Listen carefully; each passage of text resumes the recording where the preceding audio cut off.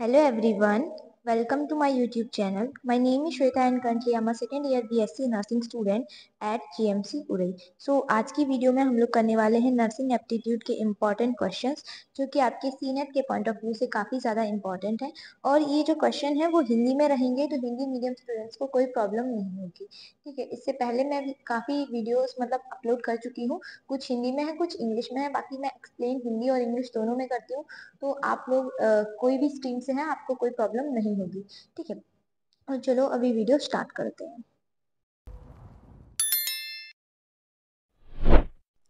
हमारा first question है, संक्रमित धारदार नुकीला कचरा किसमें डालते हैं? जो आपका शार्प कचरा होता है, शार्प वेस्ट होता है, उसको हम किस में डालते हैं, किस कलर के बैग में डालते हैं? ऑप्शन ए है पीला बैग, ऑप्शन बी है लाल बैग, ऑप्शन सी है सफेद काला बैग एंड ऑप्शन डी है आपका सफेद डिब्बा। तो जो आपका शार्प वेस्ट होता है, जैसे कि आपका इंजेक्शन सिरिंज होता है, उसकी नीडल होती है, कैनुला की नीडल होती है, तो इन सबको हम डालते हैं सफेद डब्बे में। और इसको पंक्चर प्रूफ कंटेनर भी बोलते हैं। उसमें इसलिए डालते हैं क्योंकि ये शार्प होते हैं और ये अगर हम नॉर्मल डस्टबिन में डालेंगे, नॉर्मल कचरे के साथ डालेंगे, तो बाकी जो लोग कचरा इकट्ठा करते हैं, जो कचरे को एक जगह से दूसरी जगह पे ले जाते हैं, उनके हाथ में गड़ने का चांस होता है और उनको उससे इंजरी हो सकती है। ठीक है, तो इसको हम डालेंगे व्हाइट कंटेनर में, व्हाइट पंक्चर प्रूफ कंटेनर में। तो यहाँ पे जो आपका राइट आंसर होगा वो होगा ऑप्शन डी। अब हम बात करें पीले बैग की, तो जो आपका येलो बैग होता है उसमें हम ह्यूमन एनाटॉमिकल वेस्ट डालते हैं, ऐसा वेस्ट जिसमें हमारी बॉडी का कोई भी सिक्रीशन लगा होता है, कोई भी जैसे आपका ब्लड हो गया या फिर आपका पस हो गया या फिर मान लो स्पूटम यानी कि थूक हो गया आपका। तो अगर ऐसी कोई भी चीज लगी है उस पे या फिर वो आपकी बॉडी का ही कोई पार्ट है, तो उसको हम कहाँ डालेंगे? पीले बैग में। और जो लाल बैग होता है उसमें हम क्या डालते हैं?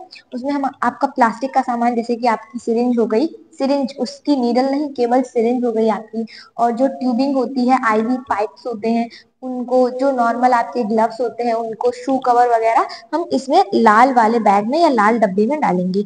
और जो काला बैग होता है यानी कि जो काला डब्बा होता है, उसमें हम जो नॉर्मल वेस्ट होता है हॉस्पिटल का, जैसे जो पेशेंट लोग होते हैं तो वो चाय पी रहे हैं या फिर खाना खा रहे हैं या फिर फल खा रहे हैं, तो उनके जो छिलके वगैरह होते हैं वो हम उसमें डाल सकते हैं, बिस्किट का रैपर डाल सकते हैं, यही सब नॉर्मल वेस्ट डालते हैं हम आपके काले बैग में। ठीक है, नेक्स्ट है आपका, सॉरी, नेक्स्ट क्वेश्चन है, हॉस्पिटल में मानव ऊतक तथा उसके शारीरिक अंगों को किसमें डाला जाता है? यही मैंने अभी आपको 2 मिनट पहले एक्सप्लेन किया था। हॉस्पिटल में मानव ऊतक तथा उसके शारीरिक अंगों को किसमें डाला जाता है? तो ऑप्शन ए है आपका पीला बैग, ऑप्शन बी है आपका लाल बैग, ऑप्शन सी है काला बैग एंड ऑप्शन डी है नीला बैग। तो क्या होगा इसका आंसर? इसका आंसर होगा पीला बैग, क्योंकि आपके जितने भी अगर कोई वेस्ट है जिसमें आपके बॉडी का फ्लूइड लगा हुआ है या फिर आपका बॉडी का ही कोई पार्ट है, तो उसको हम किस में डिस्कार्ड करेंगे, किस में डालेंगे? पीले बैग में। नेक्स्ट क्वेश्चन है आपका, नर्सिंग इंटर्नशिप की भारत में कितनी अवधि है? तो यहाँ पे आप पूछा जा रहा है आपसे नर्सिंग इंटर्नशिप की, नर्सिंग इंटर्नशिप हो या फिर जीएनएम हो, दोनों ही आपके नर्सिंग में ही आ रहे हैं, तो इसमें नर्सिंग इंटर्नशिप की आपसे पूछी गई है भारत में कितनी अवधि होती है, कितने टाइम तक हम जो नर्सेज होती है वो इंटर्नशिप करती हैं, कितने मंथ की उनकी इंटर्नशिप होती है। तो ऑप्शन ए है आपका 3 माह 3 मंथ, 12 माह 12 मंथ एंड ऑप्शन सी है आपका 9 माह 9 मंथ एंड ऑप्शन डी है आपका 6 माह यानी 6 माह यानी कि 6 मंथ। तो यहाँ पे जो आपका राइट आंसर होगा वो होगा ऑप्शन डी, क्योंकि जो इंडिया में नर्सिंग की इंटर्नशिप होती है वो 6 महीने की होती है। अगर आपका ईयर वाइज होगा, जैसे दो टाइप से आपका भी चल रहा है कि कुछ लोग ईयर वाइज पढ़ रहे हैं, कुछ लोग सेमेस्टर वाइज पढ़ रहे हैं। तो जो लोग ईयर वाइज पढ़ रहे हैं, अगर मान लो उनका जीएनएम है, तो उनका लास्ट का जो थर्ड ईयर होता है उसमें लास्ट के 6 मंथ में वो इंटर्नशिप करते हैं, और अगर उनका सेमेस्टर वाइज होगा तो वो लास्ट के 6 मंथ में जो उनका लास्ट सेमेस्टर होगा उनका पूरा इंटर्नशिप रहेगा। ठीक है, तो कितने महीने की इंटर्नशिप होती है? 6 महीने की। नेक्स्ट क्वेश्चन है आपका, जीएनएम का सॉरी जीएनएम का फुल फॉर्म होता है, जीएनएम का फुल फॉर्म क्या है? ऑप्शन ए है general nursing midwifery, option B है general nurse midwifery, option C है good nursing midwifery and option D है आपका ग्लोबल नर्सिंग मिडवाइफरी। तो जो जीएनएम का फुल फॉर्म क्या होता है? वो होता है आपका general nursing midwifery. Option A जो है वो आपका राइट आंसर होगा। नेक्स्ट है, यूनिसेफ की स्थापना किसके लिए हुई थी? किस लिए हुई थी? ऑप्शन ए है बच्चों का स्वास्थ्य एवं पोषण, ऑप्शन बी है मातृ मृत्यु दर को कम करने के लिए, और ऑप्शन डी है सी है आपका मातृ स्वास्थ्य सुधार के लिए, ऑप्शन डी है बच्चों में एनीमिया के उपचार के लिए। एक बार मैं इंग्लिश में भी एक्सप्लेन कर दे रही हूँ। जैसे बच्चों में स्वास्थ्य एवं पोषण मतलब जो child health and nutrition, and option B होगा आपका मैटरनल जो मोर्टेलिटी है उसको कम करने के लिए, डिक्रीज करने के लिए, एंड ऑप्शन सी है आपका स्वास्थ्य सुधार के लिए यानी कि मदर हेल्थ इम्प्रूवमेंट के लिए, एंड ऑप्शन डी है बच्चों में एनीमिया के उपचार के लिए। तो जो चाइल्ड है treatment of anaemia in children. तो यहाँ पे जो आपका राइट आंसर होगा वो होगा ऑप्शन ए। जो यूनिसेफ है उसका आपका फुल फॉर्म होता है United nation international child education end fund. तो ये है आपका यूनिसेफ का फुल फॉर्म। तो यहाँ पे क्या राइट आंसर होगा? ऑप्शन ए, बच्चों का स्वास्थ्य एवं पोषण। नेक्स्ट है आपका बाल परिश्रम एक्ट किस वर्ष आया था, यानी कि चाइल्ड लेबर एक्ट किस ईयर में आया था आपका? ऑप्शन ए है 1984, ऑप्शन बी है आपका 1988, ऑप्शन सी है 1986, एंड ऑप्शन डी है 1990। तो जो चाइल्ड लेबर एक्ट जो है वो आपका आया था 1986 में। ऑप्शन सी जो है वो आपका राइट आंसर होगा। नेक्स्ट है आपका विश्व मधुमेह दिवस यानी कि वर्ल्ड डायबिटीज डे कब मनाया जाता है, कब सेलिब्रेट किया जाता है? ऑप्शन ए है 14 सितंबर को, ऑप्शन बी है 14 अगस्त को, ऑप्शन सी है 14 नवंबर को, एंड ऑप्शन डी है 24 जनवरी को। तो जो आपका विश्व मधुमेह दिवस बोल रहे हैं या फिर इसको वर्ल्ड डायबिटीज डे बोल दे, ये कब मनाया जाता है? ये आपका मनाया जाता है 14 नवंबर को, 14 नवंबर को। नेक्स्ट क्वेश्चन है आपका राष्ट्रीय युवा दिवस कब मनाया जाता है? तो यहाँ पे आपसे पूछा गया है national youth day. National youth day कब मनाया जाता है? ऑप्शन ए है 16 जून, ऑप्शन बी है 8 मार्च, ऑप्शन सी है 12 जनवरी, ऑप्शन डी है 22 दिसंबर। तो कब मनाया जाता है आपका? ये जनवरी 12 जनवरी को आपका मनाया जाता है नेशनल यूथ डे। लेकिन अगर आपसे पूछा जाए कि वर्ल्ड यूथ डे कब होगा, तो वो अलग होता है, वो होता है आपका 12 अगस्त को। ठीक है, कंफ्यूज मत होना नेशनल में और इंटरनेशनल में। नेक्स्ट क्वेश्चन है भारतीय नर्सिंग काउंसिल एक्ट कब आया? तो इंडियन नर्सिंग काउंसिल एक्ट जो कि आपका आईएनसी है, जिससे अप्रूव होकर आपके सारे नर्सिंग कॉलेज चलते हैं, तो ये कब आया था, कब बना था? ठीक है, यहाँ पे एक्ट नहीं होगा, यहाँ पे स्टेब्लिश होगा।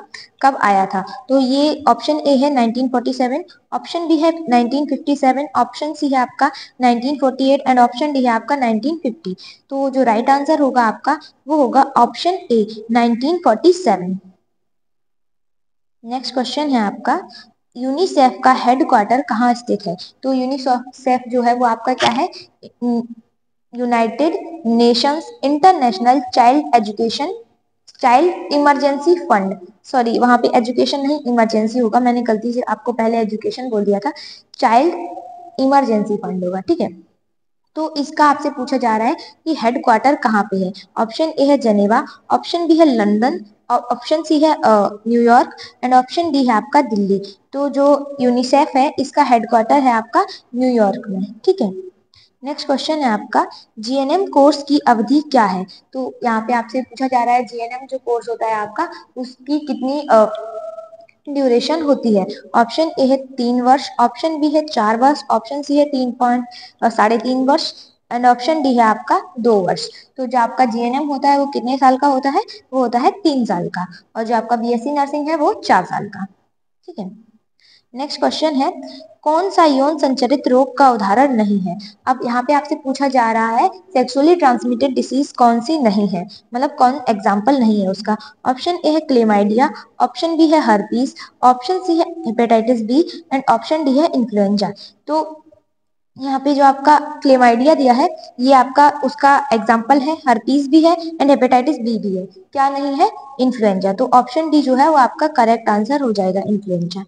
नेक्स्ट है आपका शरीर का कौन सा भाग आरबीसी का उत्पादन करता है? ऑप्शन ए है थाइमस, ऑप्शन बी है बोन मैरो यानी कि अस्थि मज्जा, ऑप्शन सी है किडनी, ऑप्शन डी है फेफड़े।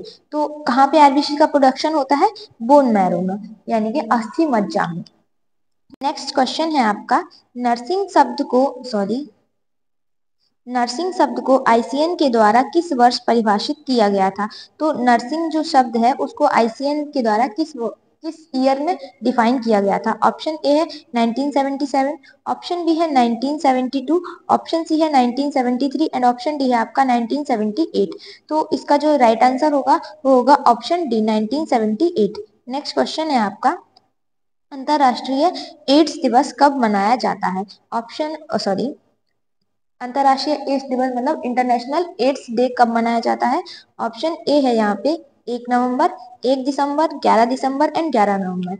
तो जो इंटरनेशनल आपका एड्स डे है वो मनाया जाता है 1 दिसंबर को, यानी कि 1 दिसंबर को। और ये जो एड्स डे होता है इसका एड्स का सिंबल होता है आपका ऐसा रेड कलर का सिंबल होता है। 1 मिनट, ये आपका ऐसा सिंबल होता है एड्स का, ये एल बन गया पता नहीं कैसे, ऐसा सिंबल होता है आपका एड्स का। आपने देखा होगा एक दो शॉर्ट्स वीडियो में मेरे कुछ बैचमेट्स इधर पे रेड कलर का वो सिंबल लगाए हुए, तो वहां पे उस दिन ना एड्स डे सेलिब्रेट हुआ था कॉलेज में।